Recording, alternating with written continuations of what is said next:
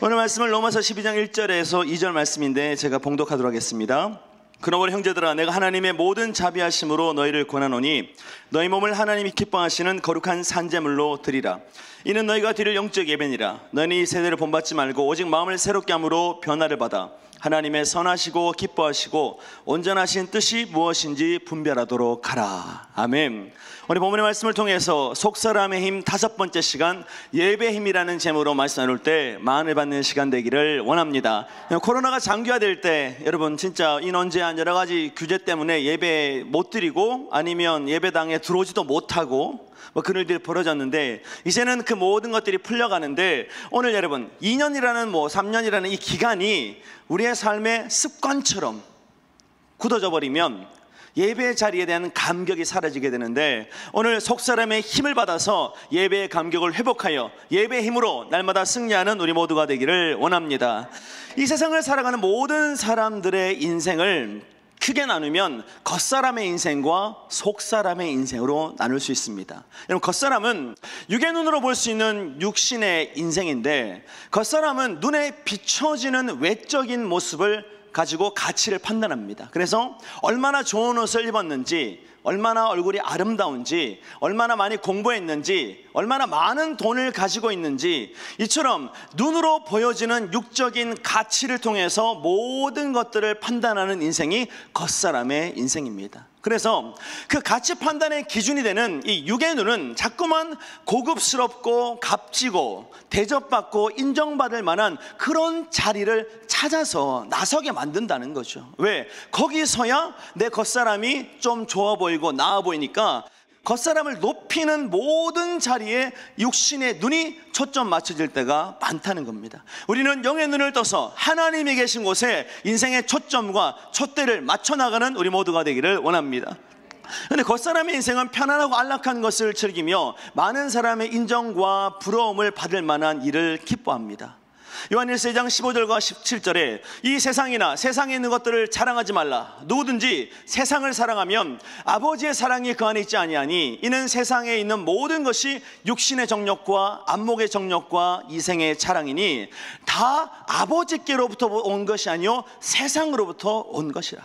이 세상도 그 정욕도 지나가되 오직 하나님의 뜻을 향하는 자는 영원히 거한다 말씀했던 것처럼 우리는 겉사람의 인생이 아니라 속사람의 인생을 살아가는 저렴 되기를 원합니다. 겉사람이 육신의 눈에 보여지는 것에 그 육적인 가치를 쫓는 삶을 살았다면, 속사람의 인생은 영의 눈으로 볼 수 있는 영적인 가치를 추구하며 살아간다는 거죠. 보는 것이 다르다는 겁니다. 우리는 겉사람의 모습이 아니라 속사람의 아름다움을 통해서 겉사람의 미모까지 가꿀 줄 아는 지혜로운 성도 되기를 원합니다. 마음이 이뻐야 육의 이쁨이 진짜 아름답게 보여진다는 겁니다. 그래서 우리는 눈에 보여지는 것의 가치가 아니라 속사람의 가치를 가지고 살아야 되는데, 하루는 아들 병아리가 아빠에게 물었습니다. 아빠, 왜 우리한테는 이 벼슬이 있어요? 그랬더니 아빠닭이 말합니다. 그거?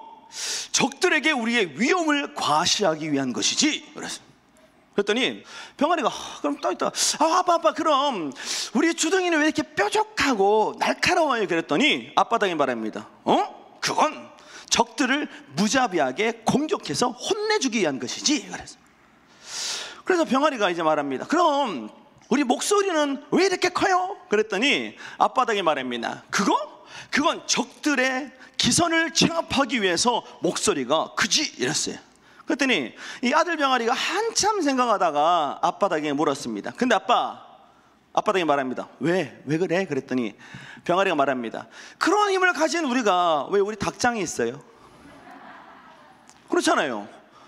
남들에게 위세를 떨 벼슬이 있고 공격할 수 있는 부리가 있고 기선을 제압할 수 있는 목소리가 있는데 닭장 안에 갇혀 있습니다. 왜 그렇습니까? 속사람의 힘이 없기 때문입니다. 겉사람의 힘, 그 겉으로 보여지는 것의 가치를 따라 살아가기 때문인데, 속사람은 우리 영혼을 가리키는 말로 진짜 나는 바로 우리 영혼이라면 오늘 영혼의 영양분, 말씀의 능력을 공급해서 인생의 한계를 돌파해 나가는 우리 모두가 되기를 원합니다. 겉사람 육신은 잠깐 머물다가 떠나야 될 장막집이며, 우리가 진짜 이 현세와 내세를 걸쳐서 영원한 삶을 살아가게 만드는 주체는 바로 우리 영혼 속사람이라는 거죠.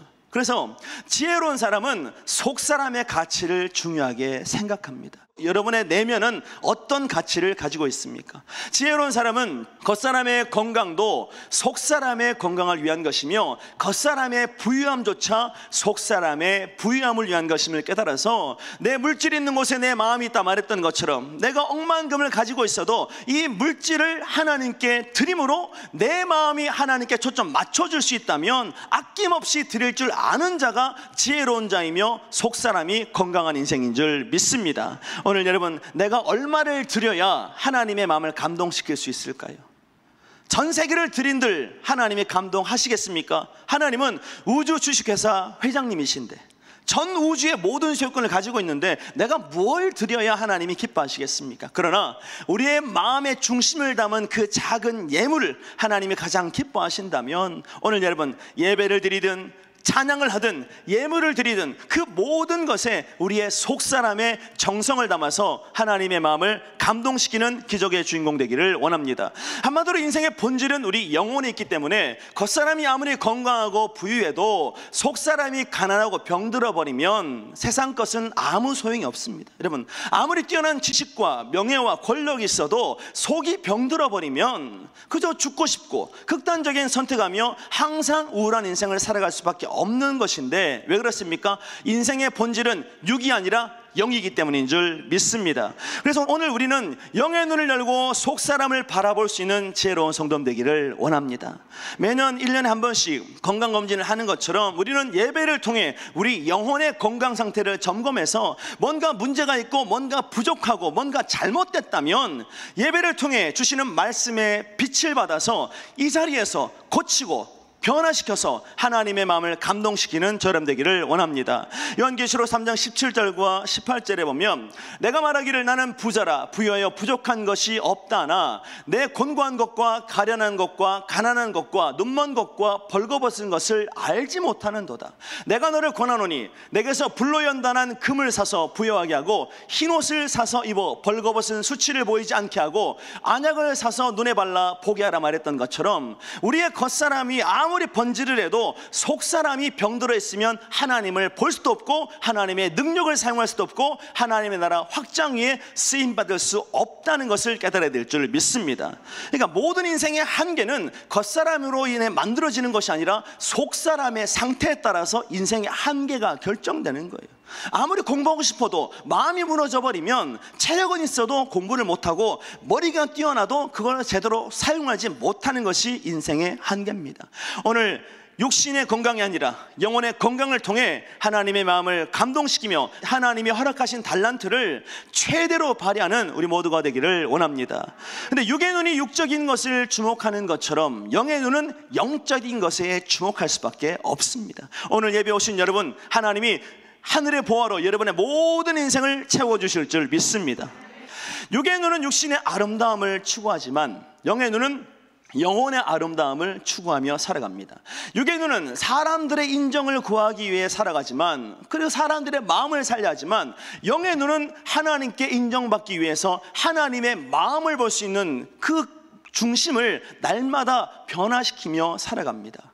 육의 눈은 언제나 이 땅에 고정된 시선을 가지고 살아가지만 자기 생각에 갇힌 인생으로 살아갑니다. 그러나 영의 눈을 뜬 자는 이 영혼의 본향이 이 땅이 아니라 천국이며 하늘임을 알기 때문에 날마다 고개 들어 내가 가야 될 본향을 바라보며 이 땅의 고난과 문제와 염려와 근심이 널려 있을지라도 그 모든 것보다 뛰어나신 하나님이 계신 하늘을 바라보며 살아가게 될 줄 믿습니다. 오늘 여러분, 축 처진 어깨와 뚝 떨어진 시선을 가지고 살아갑니까? 오늘 예수님께서 성령님이 우리 안에 임재하시면 어깨가 쫙 펴지게 될 줄 믿습니다. 고개가 떨어졌던 것이 고개를 들어서 누구를? 하늘을 바라보게 될 줄 믿습니다. 오늘 우리 영혼을 천국으로 인도하는 진리의 성령을 쫓아 자유와 평안과 은혜가 넘치는 삶을 살아가기 원합니다. 에베소서 1장 17절과 19절에 보면 우리 주 예수 그리스도의 하나님 영광의 아버지께서 지혜와 계시의 영을 너희에게 주사 하나님을 알게 하시고, 여러분, 우리 영혼의 성령 충만의 목적은 하나님을 알아가기 위한 것입니다. 너희 마음의 눈을 밝히사 그의 부르심의 소망이 무엇이며 성도 안에서 그 기업의 영광의 풍성함이 무엇이며 그의 힘의 위력으로 역사하심을 따라 믿는 우리에게 베푸신 능력의 지극히 크심이 어떠한 것을 너희로 알게 하기를 원하노라 그랬어요. 오늘 여러분, 내가 예배 드릴 수 있는 것은 내 힘이 아니라 우리 안에서 역사하시는 하나님의 영이 은혜와 능력을 주셔서 우리가 예배의 자리에 앉아 있는 줄 믿습니다. 내 힘만 가지고 살아가는 것이 아니라 하나님이 주신 힘으로 실시간으로 공급하시는 능력과 은혜로 살아가는 제로운 성도 되기를 원합니다. 이 시간 우리 모두가 영의 눈이 번쩍 뜨여서, 여러분 신봉사만 눈 뜨라는 법이 있습니까? 예? 정아 이러면서도 눈이 번쩍 뜨였다잖아요. 근데 우리는 주여 하면 영의 눈이 번쩍 뜨여질 줄 믿습니다. 그래서 영의 눈을 뜨며 영원한 세계와 하나님이 계신 본향과 천국의 영광의 보좌를 바라보며 살아가는 우리 모두가 되기를 원합니다. 그래서 그리스도인은 영의 눈이 열려야 되고 영의 귀가 열려야 되는데, 그 모든 축복의 근원은 듣는 마음에서부터 나온다는 겁니다. 오늘 말씀을 사모하며 예배를 사모하는 우리 모두가 되기를 원합니다. 그래서 그 듣는 마음이 우리의 삶의 변화를 일으키기 위해서는 무엇이? 육신의 힘이 아니라 속사람의 힘이 강해야 된다는 거죠. 오늘 여러분의 내면에 하나님의 영을 채우는 시간 되기를 원합니다. 그래서 그리스도인은 요한한 인간의 능력을 의지하다가 문제에 함몰된 인생이 아니라 성령의 무한한 능력을 의지하여 문제를 뛰어넘는 기적의 주인공인 줄 믿습니다. 여러분, 문제가 아무리 커도 나는 개미의 눈밖에 가질 수 없지만 하나님의 영이 임하시면 독수리의 눈을 가지고 어떤 문제도 그냥 점처럼, 그냥 티끌처럼 보이는 역사가 나타나는 거예요. 이런 관점의 변화가 일어나야 우리는 이 땅의 한계를 돌파하고 하나님이 계신 천국을 향해 달려가는 기적의 삶을 살아가게 될 줄 믿습니다. 그리고 고린도후서 4장 16절과 18절에 그러므로 우리가 낙심하지 아니하노니 우리의 겉사람은 낡아지나 우리의 속사람은 날로 새로워지도다. 오늘 여러분, 성령의 에센스를 바르기 원합니다. 우리가 성령의 에센스를 바르고 말씀의 파운데이션을 탁탁 치면 여러분, 얼굴에 광채가 날 줄 믿습니다. 비싼 화장 바르면 뭐예요? 여러분, 속이 시커매면 아무리 발라도 이 까만 걸 못 감추는 겁니다. 그러니까 까만 바탕에 자꾸 여러분 비비크림 발라보세요. 속이 가려집니까? 나중에는 겉따로 속따로 돼가지고 피부가 붕 뜨고 3차원이 돼버립니다. 그럼 이게 사람인지 뭔지 모르는 그런 삶을 살아가는데, 우리가 잠시 받는 환난에 경한 것이 지극히 크고 영원한 영광에 중한 것을 우리에게 이루게 하려 함이니, 여러분 지금의 고난은 장차 다가올 영광과는 비교할 수 없는 줄 믿습니다. 우리가 주목하는 것은 보이는 것이 아니요 보이지 않는 것이니, 보이는 것은 잠깐이요 보이지 않는 것은 영원하다 그랬어요. 오늘 여러분, 영혼의 가치를 추구하며 살아가기를 원합니다. 우리의 겉사람은 세상 풍조에 휩쓸리며 낡아질 수밖에 없지만 속사람은 성령의 힘으로 날마다 새로워지게 될 줄 믿습니다. 겉사람은 시간의 흐름을 거역할 수 없지만 속사람은 성령 충만을 통해 날마다 시간을 역행하여 아름다워지며 강건한 인생으로 우리의 삶을 변화시켜 주실 줄 믿습니다. 그래서 믿음이 있는 사람과 믿음 없는 사람은 얼굴만 봐도 딱 알아요. 진짜 믿음이 충만한 사람은 성령이 날마다 거하기 때문에 고난 가운데도 기뻐하며 인생의 문제 앞에서 절망하기보다 오히려 이 문제가 내 인생의 놀라운 은혜와 능력을 채우는 축복의 통로임을 알기 때문에 날마다 기뻐하는 겁니다. 그러니까 어떻게 해요? 얼굴 때깔이 다르고 얼굴 어떻게 합니까? 나이가 달라지는 겁니다. 오늘 동안되고 싶습니까? 성령 충만 받아야 될 줄 믿습니다. 그래서 속사람의 힘이 있냐 없냐를 증명하는 기준이 뭐냐? 바로 예배의 힘인 줄 믿습니다. 오늘 예배드린 여러분은 속사람의 힘이 강력합니다. 이거 좀 크게 해야 돼. 강력합니다. 그러니까 우리가 예배 드리고 있는 거잖아요. 그래서 속사람이 강한 사람은 예배를 삶의 1순위에 두고 살아갑니다. 왜? 예배를 통해 하나님의 뜻을 깨닫고 속사람에게 부어진 새 능력이 있을 때 인생의 문제는 아무것도 아님을 깨닫기에 문제보다 크신 하나님을 만나기 위해서 예배의 자리에 달려나오는 겁니다. 예배를 통해 하나님과 깊은 교제를 누리기 때문에 삶의 모든 순간이 하나님이 기뻐 받으시는 예배 현장이 될 줄 믿습니다. 여러분, 예배가 삶이 되고 삶이 예배가 되면 기적은 일상이 되며 하나님의 능력은 나의 것이 될 줄 믿습니다. 오늘 예배를 1순위로 두고 살아가는 우리 모두가 되기를 원합니다. 왜 우리가 예배 중심의 삶을 살고 하나님을 찬양해야 됩니까? 이사야 43장 21절에 이 백성은 내가 나를 위하여 지었나니 나를 찬송하게 하려 함이라 말씀했던 것처럼 인생의 목적 자체가, 창조 목적 자체가 하나님을 예배하는 것으로 디자인됐기 때문입니다. 그래서 우리는 예배하는 삶을 살아야 되는데, 예배가 곧 하나님의 목적이라는 것을 깨닫게 되면, 그리고 예배를 통해 하나님의 능력이 주어진다는 것을 알면, 예배가 식상한 것이 아니라 예배가 날마다 신선하며 날마다 은혜가 넘치며 기쁨과 감격의 충전소라는 것을 깨닫게 될 줄 믿습니다. 하나님 예배를 통해 은혜와 능력을 물붓듯 부어주신다면, 오늘 우리는 예배 드리면서 마음의 문을 활짝 여시고 생각의 문을 활짝 여셔서 하늘에서부터 폭포수처럼 내려오는 그 성령의 은혜를 우리의 마음에 채우는 저여러분 되기를 원합니다. 제가 캐나다에서 왔잖아요. 캐나다 하면 유명한 게 뭐냐면 나이아가라 폭포입니다. 거기 물줄기가 얼마나 강한지, 이게 물이 팍 떨어지면 물보라가 쫙 내려가지고 어떤 일이 벌어져요? 그 폭포 한가운데 무지개가 쫙 떠버려요. 여러분, 얼마나 강력한 힘입니까? 그 은혜가 지금 부어지고 있는데 뚜껑 닫아놓으면 하나도 안 채워진다는 겁니다. 그러니까 마음의 문을 열어야 되는데, 거친 세상에서 천국을 누릴 수 있습니다. 그래서 우리는 예배의 힘으로 속사람을 단련하고 속사람의 힘으로 매일의 예배에서 승리하는 선순환의 삶을 살아가는 저람 되기를 축복합니다. 그래서 속사람이 강한 사람은 환경의 한계를 초월할 수 있는 예배자로서의 삶을 살아갈 수 있습니다. 내면이 강해야 눈앞에 보이는 현실을 뚫고 나갈 수 있는 힘이 생기는 겁니다.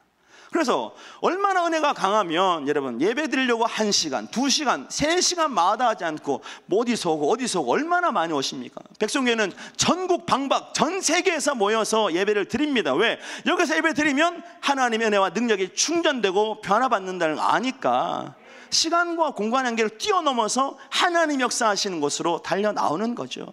예배의 맛을 느껴야 예배의 감격과 기쁨이 넘치게 될 줄 믿습니다. 성실과 인내로 예배드리며 예배를 통해 속사람의 성숙을 이룰 때 우리는 모든 삶의 자리에서 전심으로 하나님을 찬양하는, 하나님의 마음을 시원케 하는 기적의 주인공 될 줄 믿습니다. 영이 약한 사람들은 좋은 성전과 은혜로운 말씀과 찬양 울려 퍼져도 온전한 예배를 드리지 못하고, 말씀의 은혜가 쏟아져도 한 말씀도 내 귀에 들리지 않고 내 마음에 남아있지 않는다는 겁니다. 오늘 여러분 딱 돌아섰는데 물어보면 오늘 뭐 살겠지? 몰라. 그러면 한 주를 어떻게 살아요? 그래서 주보에 딱 설교 제목을 딱 넣어서 주는 거 아닙니까? 아, 이렇게 살라 그랬지, 이렇게 살라 그랬지. 야, 1000만인이 날 에워쌀지라도 하나님의 능력 있으면 승리한다 그랬지. 속사람의 힘, 예배의 힘을 받아야 살아갈 수 있다 말했지. 이걸 알아야 우리의 삶의 변화가 일어나게 될 줄 믿습니다. 그런데 악한 영의 공격을 받아서 정신이 산만하며 마음이 늘 분주하면 하나님께 집중을 하지 못하는데, 그리고 사람들의 시선에 신경을 쓰다 보니까 예배의 본질을 놓치고 비본질적인 것에 집착하다가 은혜가 하나도 남지 않는 그런 인생을 살아갑니다. 김남준 목사가 썼던 예배의 감격에 빠져라는 이 책에 나오는 글인데, 교인들은 예배를 드리기보다 견디는 것 같습니다. 예배를 견디는 방법도 여러분, 예배를 드리는 게 아니라 견딘대요. 근데 그 예배를 견디는 극치가 뭐냐? 설교 견디기랍니다. 설교 견디기인데, 강단을 그냥 멍하니 응시하는 딴 생각파가 있답니다. 보긴 보는데 딴 데를 보는 거죠. 주보에 밑줄 그으며 틀린 글자를 찾는 교정파가 있고, 헌금 낸 사람 세고 액수 세어보는 계산파가 있으며, 그 예배 시간을 부족한 수면을 충족하는 수면파가 있고, 수시로 시계를 들여다보는 시계파가 있으며, 옆 사람과 메모, 주보에다가 글 써가지고 주고 받아가 또 주고. 이거 해봤어요, 안 해봤어요? 다 해봤죠? 저도 해봤어요. 주변에 어떻습니까? 이 쪽지파가 있습니다. 그리고 예배 후에 있을 회의 준비에 여념이 없는 회의파가 있으며, 예배 드리고 말씀 선포되는데 꼭 성경 펴놓고 읽는 경건파도 있답니다. 여러분, 예배 드릴 때 말씀을 듣는 시간에는 듣고, 찬양할 때는 찬양하고, 말씀 읽을 때는 읽어야지, 말씀 선포되는데 내가 그냥 경건한 척 말씀을 읽는 건 하나님과 상관없는 거라는 거예요. 그래서 우리는 예배를 드리는 게 아니라 견디는데, 여러분은 예배를 드리고 있습니까? 견디고 있습니까? 오늘 예배를 드리는 우리 모두가 되기를 원합니다. 왜 이런 일들이 벌어집니까? 속사람의 힘이 약하기 때문입니다. 악한 영이 공격하고 생각으로 마음으로 공격하면 그냥 넘어져 버리니까 예배의 자리에 앉아 있어도 그냥 멍한 상태가 되는 거죠. 속사람의 힘이 약할수록 영적인 가치를 깨닫지 못하기 때문에 예배가 그냥 식상하며 예배가 빨리 끝나기를 바라는 것, 그런 마음을 가지고 살아갑니다. 하나님을 위해서 시간과 물질과 노력에 인색한 것은 내가 돈이 없어서가 아니라 시간이 없어서가 아니라 속사람의 힘이 없기 때문입니다. 영적인 힘이 없으니까 천국을 위한 투자에 소극적일 수밖에 없는 거죠. 이 시간 우리는 영을 깨우고 예배의 본질을 회복하는 저 여러분 되기를 원합니다. 그래서 예배를 통해 하나님을 만날 때 하나님의 능력이 우리의 마음 그릇에 채워진다면 오늘 여러분의 마음을 십자가의 보혈로 깨끗하게 씻은 후에 그냥 드리기만 하면 하나님이 능력과 은혜와 영권과 인권과 물권과 모든 축복으로 우리의 삶 가운데 채워주실 줄 믿습니다. 역대하 16장 9절에 여호와의 눈은 온 땅을 두루감찰하사 전심으로 자기에게 향하는 자들을 위하여 능력을 베푸신다 그랬어요. 지금 하나님의 눈이 여러분을 스캔하고 있는 줄 믿습니다. 아, 누가 예배 잘 드리나, 누가 반짝반짝 반짝이면 딱 기적의 주인공이 되는 거예요. 본질을 회복한 예배를 드릴 때 우리 인생의 속사람의 힘은 날마다 강건해질 줄 믿습니다. 그래서 속사람의 힘이 강건해지면 어떤 일이 벌어져요? 천국의 현재화가 이루어집니다. 내 마음이 천국이 돼버리는 거예요. 여러분, 천국은 여기 있다 저기 있다 말하는 것이 아니라 우리의 마음속에 있기를 하나님이 원하십니다. 오늘 여러분의 마음이 천국 되기를 원합니다. 그래서 악한 마귀는 여러 가지 계략으로 어떻게 방해하죠. 정치나 문화나 경제나 교육이나 예술 같은 모든 것 배후에서 역사하며 우리가 예배자로 서는 것을 막아버립니다. 그리고 우리의 마음에 불신과 의심과 회의와 이 분자함의 가라지를 날마다 뿌려서 예배를 드리지만 깨닫지 못하게 만들고 아예 예배의 자리에 나올 수 없을 정도로 모든 삶을 막아버립니다. 마치 여러분, 출애굽한 이스라엘 백성들처럼 하나님은 그들을 광야로 인도하셔서 예배하기를 원하셨습니다. 그러나 악한 영의 조종을 받는 바로, 이 고집센 바로, 강팍한이 아니라 강팍한입니다. 얼마나 마음이 굳었으면 강팍이 아니라 강팍이겠어요.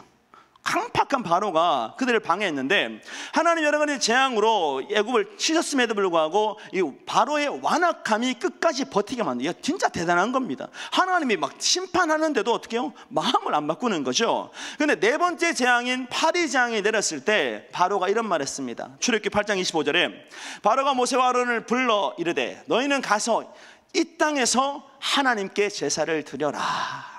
무슨 말입니까?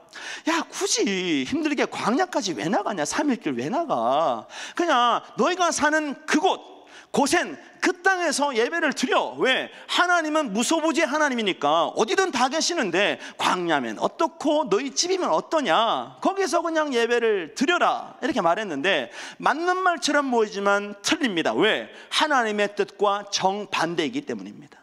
그래서 우리가 아무리 편한 자리에 있어도 예배가 없으면 어떻게 해요? 불편한 자리가 되고, 아무리 불편한 자리에 있어도 예배하면 편한 자리로 역전되는 삶이 나타나기를 원합니다. 근데 육적인 것, 이 겉사람의 인생은 편한 것을 생각하니까 딱 들어보면 광야 가는 것보다 여기서 예배 드리는 게 좋거든요. 그래서 요즘은 실시간 온라인 예배를 드리는 분도 참 은혜가 넘치는 줄 믿습니다. 근데요, 이게 피치 못한 사정에서 못 나오는 분들이 계시지만 어떤 분들은 그냥 이게 습관처럼 굳어서 아예 안 나오는 분들도 계시다는 겁니다. 오늘 여러분, 나올 수 있을 때 열심히 나오는 우리 모두가 되기를 원합니다. 그래서 바로의 그 회유책에 모세가 말합니다. 모세가 이르되 그리함은 부당하니이다. 우리가 우리 하나님 여호와께 제사를 드리는 것은 애굽 사람들이 싫어하는 바인즉 우리가 만일 애굽 사람의 목전에서 제사를 드리면 그들이 그것을 미워하여 우리를 돌로 치지 아니하리까. 우리가 사흘길쯤 광야로 들어가서 우리 하나님 여호와께 제사를 드리되 우리에게 명령하시는 대로 하려 하나이다. 여러분, 예배는 하나님의 말씀에 순종하고 명령에 순종할 때 비로소 하나님이 기뻐 받으시는 천국 잔치가 되는 줄 믿습니다.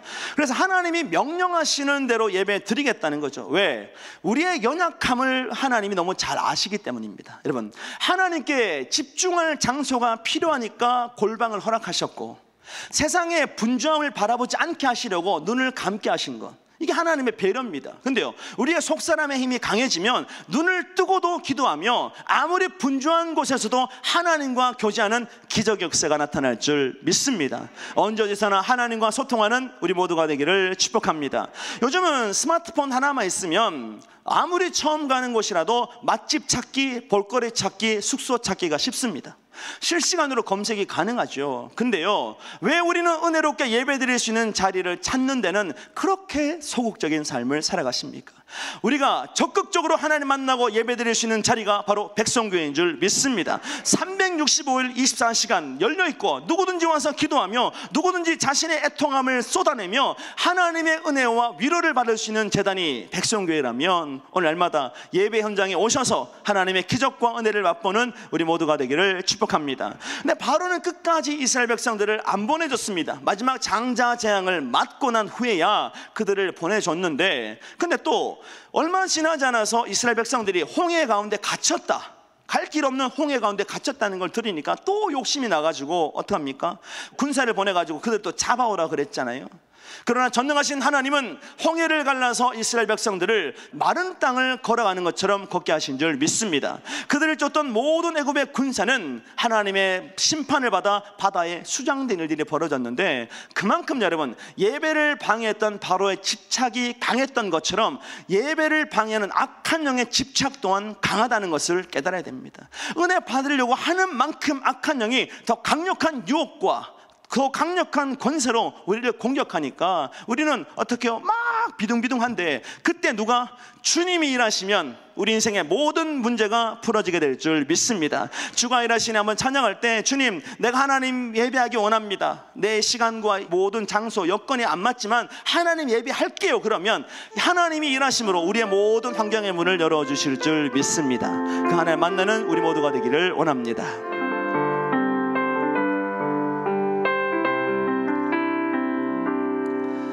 날이 저물어 갈 때, 빈들에서 걸을 때, 그때가 하나님의 때. 내 힘으로 안 될 때, 빈손으로 걸을 때, 내가 고백해 여호와 이래. 주가 일하시네, 주가 일하시네, 주께 아끼지 않는 자에게. 주가 일하시네, 주가 일하시네, 신뢰하며 걷는 자에게. 우리 모인 이곳에 주님 함께 계시네, 누리네 아버지 은혜. 적은 떡과 물고기 내 모든 걸 드릴 때, 모두 고백해 여호와 이래. 주가 일하시네, 주가 일하시네, 주께 아끼지 않는 자에게. 주가 일하시네, 주가 일하시네, 신뢰하며 걷는 자에게. 주가 일하시네, 주가 일하시네, 주가 일하시네, 주께 아끼지 않는 자에게. 주가 일하시네, 주가 일하시네, 신뢰하며 걷는 자에게. 여러분, 우리 인생 가운데 일하시는 하나님을 볼 수 있는 힘도 바로 속사람의 힘, 영적인 권세인 줄 믿습니다. 간영이 아무리 집요하게 우리의 삶의 예배를 방해할지라도 하나님 안에 있는 우리를 건드릴 수 없다면, 우리는 영적인 분별력과 지혜를 받아서 하나님의 능력으로 악한 영의 모든 괴계를 회파하는 기적의 주인공 되기를 축복합니다. 그래서 예배를 방해하는 악한 영의 관계를 분별하는 삶을 살 때 우리는 하나님의 마음을 시원케 하는 기적의 주인공이 될 수 있습니다. 이사야 43장 7절에 내 이름으로 불러지는 모든 자 곧 내가 내 영광을 위하여 창조한 자를 오게 하라. 그를 내가 지었고 그를 내가 만들었다 말했던 것처럼 하나님은 우리를 예배자로 창조하셨고 부르시고 예배자로 부르시는 줄 믿습니다. 그 부르심에 아멘으로 순종하는 새로운 성도 되기를 원합니다. 자, 이스라엘 백성들을 출애굽시키신 하나님은 이스라엘 백성들을 지속적인 예배자의 삶을 살도록 인도하셨습니다. 그래서 절기마다 예배하게 하셨고, 절기 외에도 상번제를 통해 날마다 예배하는 삶을 살게 만들었는데, 상번제가 뭐냐? 항상 드리는 예배입니다. 그래서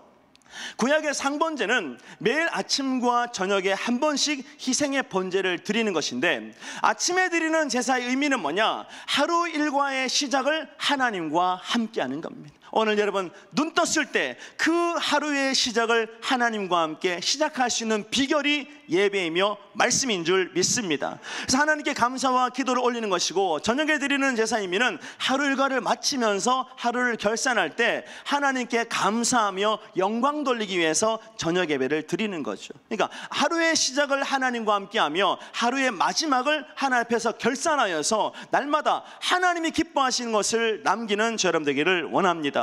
한마디로 상번제의 의미는 하나님과의 동행입니다. 아침에 눈 떠서 하나님과 동행하고, 저녁에 잠들기 전까지, 아니 잠든 후에라도 하나님과 동행하기 위해서 매일의 예배 상번제를 허락했던 것처럼, 오늘 하나님이 가장 기뻐하시는 것은 저와 여러분이 날마다 하나님과 동행하는 것인 줄 믿습니다. 그래서 하나님의 관심은 예배에 있습니다. 성육신하신 예수님도 예루살렘에 들어가자마자 예루살렘 성전 정화 사건을 일으켰는데, 마가복음 11장 15절과 17절에 그들이 예루살렘에 들어가니라 예수께서 성전에 들어가서 성전 안에서 매매하는 자들을 내쫓으시며 돈 바꾸는 자들의 상과 비둘기 파는 자들의 의자를 둘러 엎으시고 아무나 물건을 가지고 성전 안으로 지나다님을 허락하지 아니하시고, 이에 가르쳐 이르시되 기록된 바 내 집은 만민이 기도하는 집이라 칭함을 받으리라. 근데 너희는 뭐로? 강도의 소굴을 만들었다 그랬습니다. 여러분, 예수님 당시의 성전에는 많은 장사꾼들이 있었습니다. 왜? 흠없는 재물을 드리기 위한 목적, 그러니까 인간의 편의를 위해서 많은 장사꾼들이 들어왔죠. 그들의 숨겨진 의도는 뭡니까? 장사꾼들이 하나님의 성전을 뭐로? 강도의 소굴로 바꾸는 겁니다. 오늘 여러분, 여러분의 마음도 하나님의 성전이라면 하나님과 상관없는 모든 장사꾼 예수의 이름으로 몰아내는 시간 되기를 원합니다. 매매하는 자, 돈 바꾸는 자, 비둘기 파는 자의 모든 상과 의자를 둘러 엎었던 것처럼 오늘 예배가 우리의 내면의 영적 혁명의 출발점이 되기를 축복합니다. 그래서 우리는 강도의 소굴에서 기도하는 집으로, 은혜가 넘치는 집으로 변화되는 저런 되기를 원합니다. 그래서 오늘 우리도 우리 안에 파고들어 있는 예배의 본질을 상하게 만드는 모든 비본질, 죄의 문제를 해결받아야 진짜 하나님을 경배하며 하나님과 소통하는 삶을 살아가게 될 줄 믿습니다. 하늘로부터 임하는 성령의 능력을 받고 변화와 치유를 경험해야 비로소 삶의 현장에서 하나님의 능력을 나타낼 수 있는 것입니다. 오늘 우리가 예배를 통해 은혜와 능력을 경험하는 것은 내가 서 있는 그 자리를 하나님이 역사하시는 자리로 바꾸려고 하나님이 여기서 예행 연습을 시키는 거예요. 오늘 능력 받았습니까? 여러분의 가정에 그 사랑의 능력이 넘쳐나기를 원합니다. 말씀의 빛을 받았습니까? 여러분이 머무는 모든 곳에 말씀의 빛이 임하는 역사가 나타나기를 원합니다. 그래서 신비주의와 형식주의를 타파하고 하나님이 찾으시는 영과 진리로 예배드리는 우리 모두가 되기를 원합니다. 시편 1편 11절과 15절에 여호와께서 말씀하시되 너희의 무수한 재물이 내게 무엇이 유익하뇨? 나는 순양의 번제와 살찐 짐승의 기름에 배불렀고 나는 숫송아지나 어린 양이나 순영소의 피를 기뻐하지 아니하니라. 너희가 내 앞에 보이러 오니 이것을 누가 너에게 요구하였느냐? 내 마당만 밟을 뿐이라.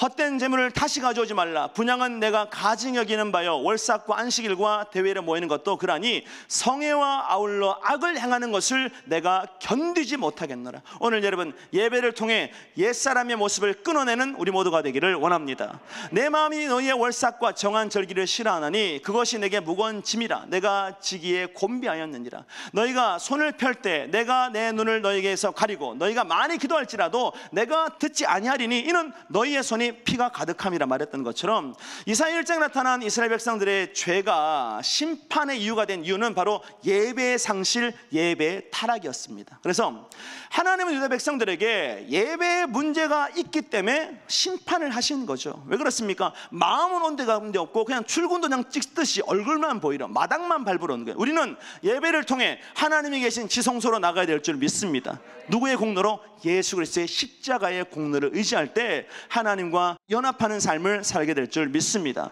유대 백성들은 무수한 예물을 드렸습니다. 순양의 번제와 살찐 짐승의 기름으로 화려한 예배를 드렸습니다. 유월절, 오순절, 장막절, 절기를 지켰고 월삭과 안식일도 빠짐없이 지켰습니다.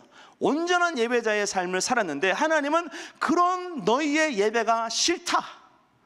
너희가 예배 드릴 때마다 그게 내가 너무 감당하기 힘든 짐이다 이렇게 말했는데 왜 그렇습니까? 유대인들은 하나님의 힘으로 예배한 것이 아니라 인간의 힘으로 예배했고 형식만을 앞세우고 본질, 즉 속사람이 빈 강정처럼 비어 있었기 때문입니다. 오늘 예배 드릴 때 신령과 진정으로 예배 드리는 우리 모두가 되기를 원합니다. 그리고 하나님이 유대인들이 드리는 예배를 받을 수 없다 말했던 이유는 뭐냐? 예배와 삶이 달랐기 때문입니다. 오늘 여러분 예배 현장에 있는 여러분의 모습이 삶의 현장의 모습이 되기를 원합니다. 그러니까 우리는 날마다 어떻습니까? 서로 옆 사람에게 하나님 당신을 사랑합니다, 축복합니다. 저희 목사님 가끔 축복 5마디 그럼 어떡합니까? 축복 5마디 들어보면 전부 다 이거 너무 잘생겼습니다, 하나님 크게 쓰실 겁니다, 뭐 이런 건데 그런 축복을 삶에서 합니까? 누구한테?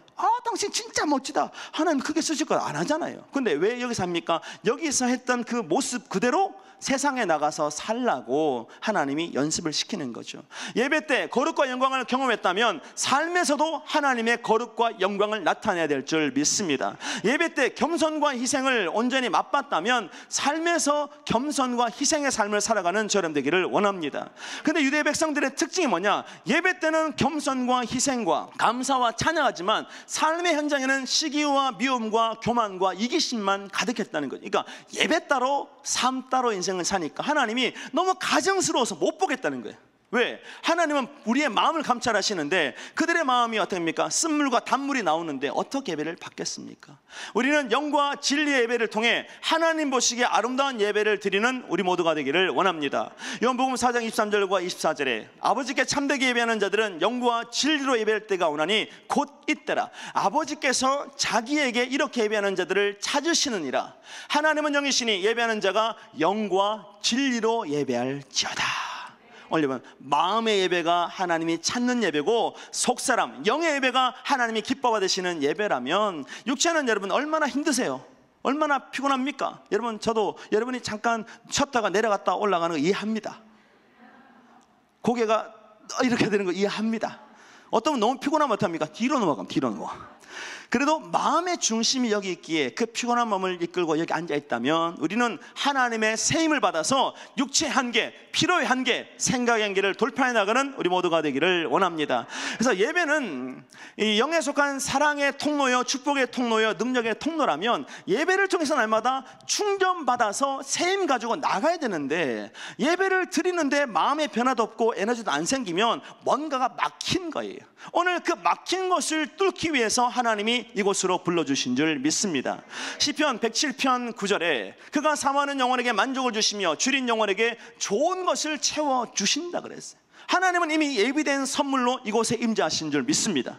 근데 주고 싶은데 막혀 있는 겁니다. 생각이 막든 상처가 막든 막혀 있으니까 줄 수 없어서 하나님은 그것을 깨부수기 위해서 전쟁을 치르다 보니까 잠도 오고 말씀도 잘 안 들리고 그런 일들이 벌어지는데 여러분 실망하지 마시고 하나님의 말씀이 내 마음판에 박히는 역사가 나타날 줄 믿습니다.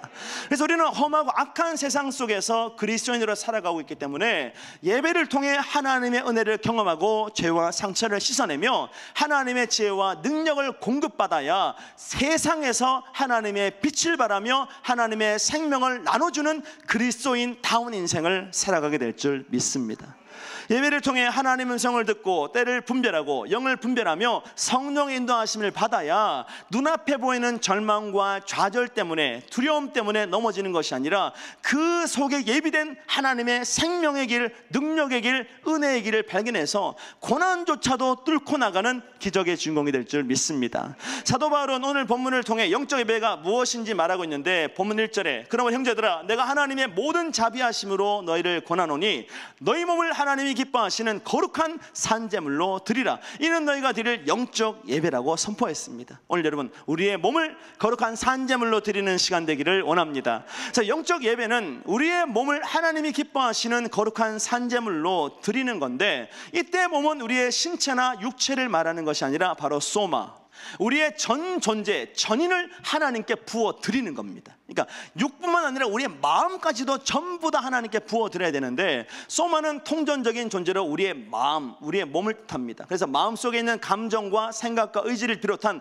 모든 것을 하나님께 드리는 것, 이것이 바로 영적 예배인데, 우리가 하나님께 마음을 다하고 뜻을 다하고 힘을 다해 예배를 드리면 하나님이 그 모든 것을 받으시고 하나님의 은혜와 능력을 채워주셔서 다시 한번 그 변화된 마음과 변화된 인생과 변화된 힘으로 살아가는 기적의 주인공으로 만들어주실 줄 믿습니다. 오늘 성령 충만 받는 우리 모두가 되기를 원합니다. 영적 예배를 드리기 위해서 필요한 것이 뭐냐? 바로 자아를 깨트려야 된다는 겁니다. 깨져야 되는데, 거룩한 산제물이 되기 위해서는 죽어야 되는 것처럼 우리의 몸이 하나님이 기뻐 받으시는 거룩한 산제물이 되려면 내가 하나님과 상관없이 쌓았던 모든 벽과 모든 틀이 깨어져야 비로소 하나님의 나라가 우리의 마음에 임하는 줄 믿습니다. 오늘 예배를 통해 죄에 대하여 죽고 세상에 대하여 죽으며 자기 틀을 온전히 무너뜨리는 우리 모두가 되기를 원합니다. 로마서 6장 6절과 9절에 보면, 우리가 알거니와 우리의 옛사람이 예수와 함께 십자가에 못 박힌 것은 죄의 몸이 죽어 다시는 우리가 죄에게 종노릇 하지 아니하려 함이라 그랬어요. 오늘 내가 죽어야 하나님의 자녀답게 살아가게 될 줄 믿습니다. 우리의 자아가 죽을수록, 죄의 경향성이 사라질수록 우리는 하나님이 기뻐 받으시는 거룩한 산제물이 되어서 예배를 통해 성령 충만 받으며 말씀의 능력으로 무장하는 하나님의 군사, 그리스도의 좋은 군사로 인정받을 수 있습니다. 근데 문제는 뭡니까? 깨어진 줄 알았는데, 금이 갔고 죽은 줄만 알았는데 기절했다는 거죠. 잠자는 사람은 깨울 수 있어도 잠자는 척하는 사람은 절대 못 깨운답니다. 아침에 여러분 잠을 깨워보세요. 야, 이런 학교 가야지. 그러면 엄마가 오는 발자국 소리 이미 잠이 다 깼어요. 근데요, 조금 더 자고 싶으니까 어떡합니까? 이불 뒤집어 쓰고 안다 이러면 어떡합니까? 절대 못 깨워요. 오늘 여러분, 영혼의 잠을 깨우는 우리 모두가 되기를 원합니다. 그러니까 어설프게 깨지면 안 된다는, 금만 가면 안 되고 그냥 기절만 하면 안 된다는. 왜? 기절했다가 언제 살아날지 모르니까. 여러분, 기절했는데 죽은 줄 알았는데 갑자기 벌떡 살아보세요. 얼마나 무서워요. 완벽하게 하나님 안에서 깨어지는 우리 모두가 되기를 원합니다. 요한복음 12장 24절과 25절에 보면, 내가 진실로 진실로 너에게 이르노니 한 알의 밀이 땅에 떨어져 죽지 않으면 한 알 그대로 있고 죽으면 많은 열매를 맺느니라. 자기 생명을 사랑하는 자는 잃어버릴 것이요 이 세상에서 자기 생명을 미워하는 자는 영생하도록 보존한다 말씀하셨습니다. 오늘 깨어지기로 결단할 때 하나님의 은혜와 능력이 넘칠 줄 믿습니다. 한마디로 예배는 뭡니까? 내 자아가 죽는 자리입니다. 하나님보다 더 높아진 교만이 죽는 자리고, 하나님보다 더 견고한 그 생각의 틀이 무너지는 자리가 예배의 현장입니다. 그래서 구약시대 보면 제사장의 주요 업무가 뭡니까? 제물을 죽이는 거잖아요. 이 제사장들은 제물을 칼로 잡아서 가죽을 벗기고 내장을 떼내며 각을 떠서 피는 제단 앞에 쏟고 기름이나 고기는 태워서 하나님께 드렸는데, 이 모습을 딱 보면 도축장하고 똑같지 않습니까? 제사장이 하는 일이 잡는 거예요. 죽이는 겁니다. 유대인의 민화시에 보면 이게 조금 더 세세하게 묘사가 됐는데, 양을 묶고 평평한 상에 올려놓는다. 이게 딱 설명이 되어 있는 겁니다. 한 제사장은 양의 뒤에 서서 칼로 목을 딴다.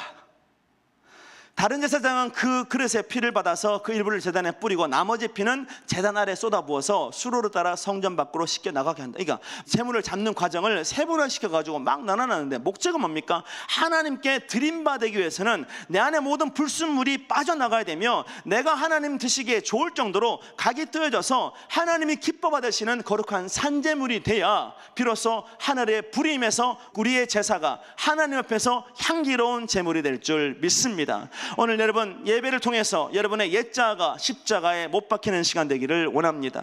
그러니까 특별히 설교는 뭡니까? 우리의 옛자아를 깨기 위한 시간입니다. 그래서 저희 목사님이 왜 그렇게 열정적으로 설교하십니까? 자아의 틀을 깨야 영이 살고, 영이 살아야 삶이 변화된 걸 아니까 한 영혼이라도 더 영적인 잠에서 깨어나게 만들려고 그렇게 열정적으로 말씀을 전하시잖아요. 오늘 여러분, 말씀을 통해 내 안에 모든 육적인 것들이 깨어지기를 원합니다. 그래서 히브리서 4장 12절에 보면, 하나님의 말씀은 살아있고 활력이 있어 좌우에 나선 어떤 것보다도 예리하여 혼과 영과 및 관절과 골수를 찔러 쪼개기까지 하며 또 마음의 생각과 뜻을 판단한다 말했던 것처럼 하나님은 말씀의 검으로 성도의 자아를 깨고 죄를 죽이며 우리 안에 있는 상처를 몰아내는 줄 믿습니다. 그래서 하나님의 말씀은 양날이 선 검, 예리한 검인데 이 한쪽 날은 뭡니까? 위로와 사랑의 날입니다. 위로와 사랑의 날. 오늘 하나님의 사랑을 받는 저렴 되기를 원합니다. 우리의 신음소리, 탄식소리, 부르짖으며 응답하시는 하나님의 긍휼과 사랑의 말씀과 위로의 말씀이 한 날이 되어서 지치고 상한 심령들을 다시 한번 일어나게 만드는 능력이 바로 말씀 안에 있는 줄 믿습니다. 그리고 하나님 말씀의 다른 날은 뭐냐? 책망과 징계의 날이라는 거죠.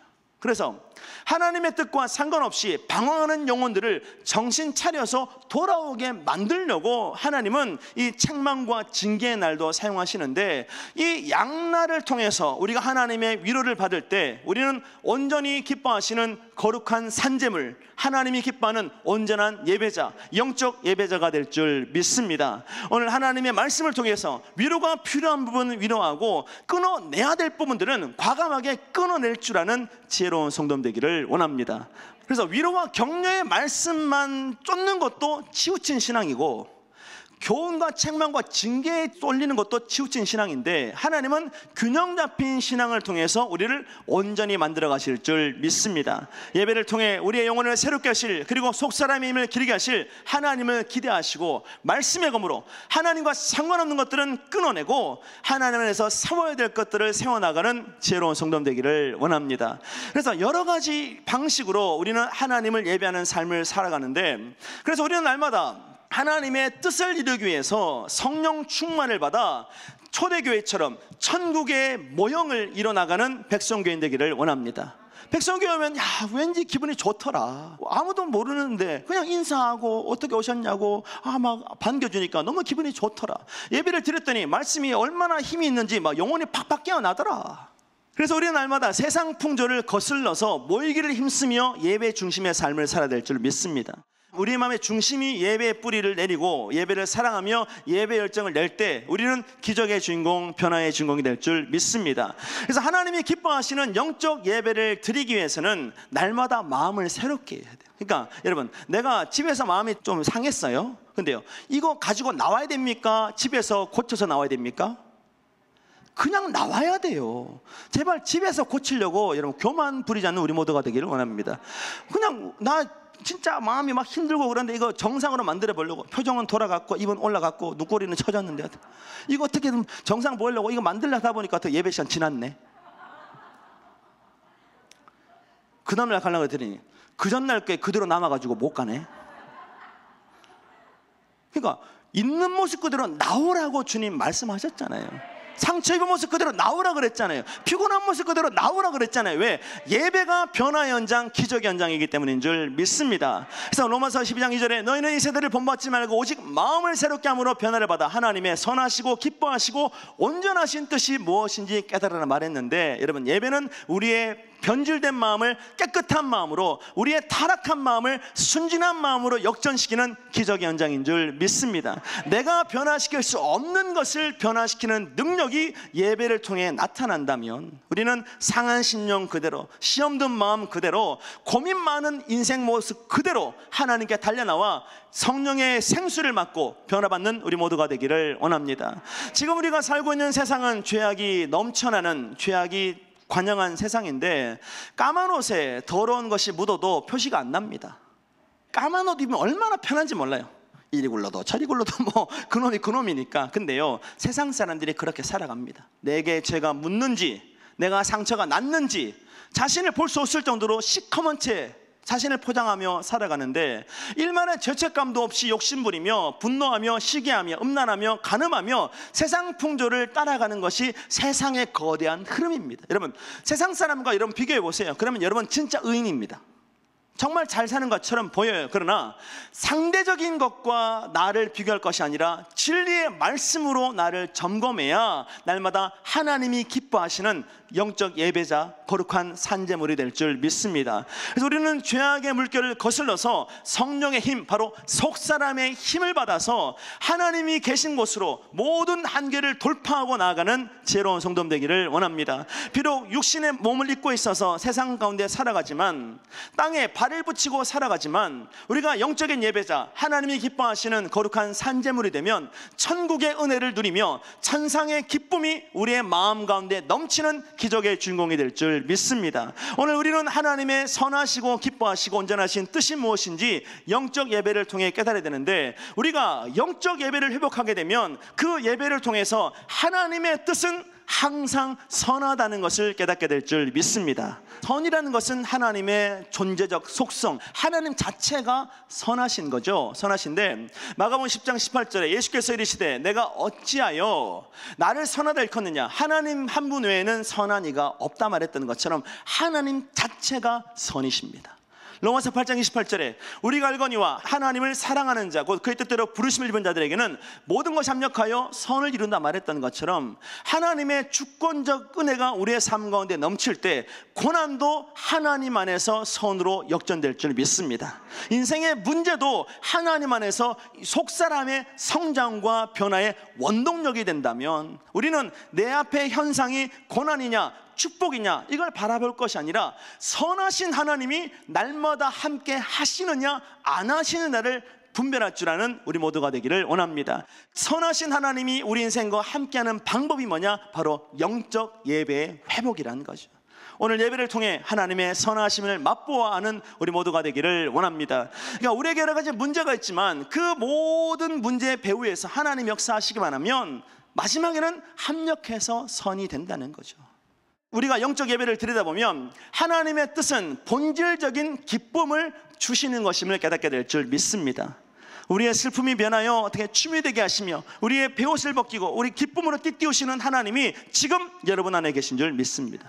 그러니까 하나님은 어떻게 기뻐하도록 만드는 겁니다. 근데요, 가식적인 웃음이 아니라 속에서부터 우러나오는 기쁨을 주체할 수 없어가지고 어깨가 막 들썩들썩하고 그냥 가만히 놔둬도 입이 막 입꼬리가 쭉 올라가고 그런 인생을 살게 만들기 원한다는 거죠. 자, 기쁨은 본래 영적인 언어인데 하나님은 기쁨을 통해 역사하십니다. 그래서 고난의 순간에도 하나님이신 기쁨이 있으면 그 고난을 순식간에 통과하는 역사가 나타날 줄 믿습니다. 그래서 하나님은 하나님의 뜻과 하나된 성도의 마음 위에 기쁨의 선물을 물붓듯 부어주시는 것입니다. 그래서 삶과 행위 속에서 진정한 영적 기쁨이 넘쳐날 때 우리는 영적 예배자며 하나님과 동행하는 기적의 주인공임을 깨닫는 우리 모두가 되기를 원합니다. 우리의 내면에 하나님신 기쁨의 샘이 터져 나오는 우리 모두가 되기를 원합니다. 그런데 하나님이 아닌 우상 쪽으로 자꾸 기울면 뭐가 사라져요? 기쁨이 사라집니다. 오늘 백성교회는 없던 기쁨도 영혼의 생수가 터짐으로 넘쳐나게 만드는 기적의 재단, 변화의 재단인 줄 믿습니다. 그래서 시편 16편 11절에 주께서 생명의 길을 내게 보이시리니 주의 앞에는 충만한 기쁨이 있고 주의 오른쪽에는 영원한 즐거움이 있다 그랬어요. 여러분, 예배가 내 인생 최고의 쾌락이며 오락이 되면 여러분의 모든 삶은 축제의 현장, 기쁨의 현장으로 역전될 줄 믿습니다. 그 기적이 여러분의 삶 가운데 일어나기를 원합니다. 우리가 영적 예배를 드리다보면 하나님의 뜻은 온전하다는 것을 깨닫게 되는데, 온전하시는 존재나 속성에 있어서 모든 것으로부터 완전 자유하며 하나님의 무한성을 뜻하고 있습니다. 그래서 하나님은 우리의 삶의 모든 부족한 것들, 잘못된 것들을 온전하게 바꾸기를 원하십니다. 오늘 여러분, 내 안에 부족한 것이 있습니까? 하나님과의 연합을 통해 온전함의 은혜를 누리는 지혜로운 성도 되기를 원합니다. 그래서 의사가 환자를 진찰하고 어떤 약을 처방하면 그 약들 중에는 여러분, 그 약만 딱 빼서 썼을 때는 독이 되는 그런 약도 있대요. 근데 제가 군대 가서 이 눈이 안 좋아가지고 갔더니 어떻게 하필 또 군의관이 안과 출신이에요. 그래가지고 저를 보자마자 눈에 좀 이게 있는데 그랬더니 누우래요. 그랬더니 됩니까? 아, 이거 눈에 뭐 종이 났는데 째자. 그래가지고 마취도 안 하고 쑥 자가지고 쭉 자니까 됐네, 툭 일어나는. 그래가지고 약을 딱 받아왔어요. 받아왔는데 같은 소대 후임병이 감기 때문에 간 거예요. 감기 때문에 가가지고 또 군인한테 약을 받아온 거예요. 그래 약 먹으려고 둘이 딱 앉아가지고 약을 딱 폈더니 그놈이 받아온 약이나 제가 봐도 똑같은 거야. 나는 눈 아파서 갖고 걔는 어떻게 감기 때문에 그 약이나 이 약이랑 똑같은 거죠. 여러분 이게 위약 효과잖아요. 아 이거 먹으면 낫는다. 여러분 그냥 아무것도 아닌데 먹으면 낫는다는 믿음만 있어도 낫는데, 여러분 우리는 하나님신 믿음으로 인생의 문제를 돌파하는 저런 되기를 원합니다. 그러니까 의사가 쓸 때는 이 여러 가지 위약도 있고 어떻게 도움이 되는 약도 있고 여러 가지 약이 있는데, 중요한 건 뭐냐, 혼자 썼을 때 독이 되는 것도 함께 써버리면 어떻게 해요? 약이 된다는 것이죠. 화가가 걸작품을 만들 때 밝은 색깔로만 그림을 그릴까요? 아닙니다. 어두운 색을 섞었습니다. 화가에게 있어서 가장 그리기 어려운 것이 저녁 석양이랍니다. 해지는. 왜? 거기는 빛과 어둠이 공존하는데 이걸 잘 조화롭게 만들어야 걸작품이 되니까 그게 어렵대요. 마찬가지입니다. 하나님 우리 인생을 걸작품으로 만들려고 밝은 빛만 두신 것이 아니라 어둠을 공존케 하셔서 고난을 함께 섞어 가심으로 우리 인생을 세상 모든 사람들이 보기에 감탄할 만한 걸작품으로 만들어 가실 줄 믿습니다. 오늘 여러분 하나님의 뜻이 온전하다면, 내게 고난 주신 것도 하나님의 뜻 안에 있다면 고난을 받아들이시고 고난 속에서 힘주시는 하나님의 능력을 받아 고난을 통해 믿음이 연단받고 삶이 변화되며 세상 모든 사람들에게 빛을 비추는 축복의 통로가 되기를 원합니다.